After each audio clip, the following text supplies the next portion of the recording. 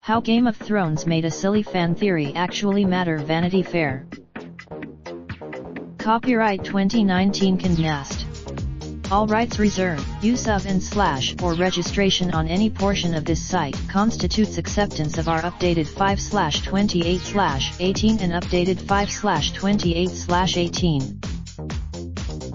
The material on this site may not be reproduced, distributed, transmitted, cached, or otherwise used, except with the prior written permission of Condensed. This post contains frank discussion of several plot points from Season 8, Episode 5 of Game of Thrones. If you're not all in the final 2 episodes of Game of Thrones, fans had to know that a large number of heroes and villains and everyone in between would die big tragic deaths. And no clash of, long before he was zombified by Qyburn and drafted into service for Cersei, Gregor Clegane was responsible for the horrible scarring on his brother's face.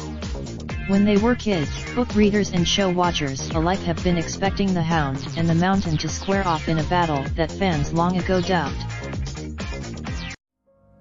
Raindrop, drop top, smoking, no cooking the hot pot. Fucking on your bitch, yeah, that. Looking up, open the park pot.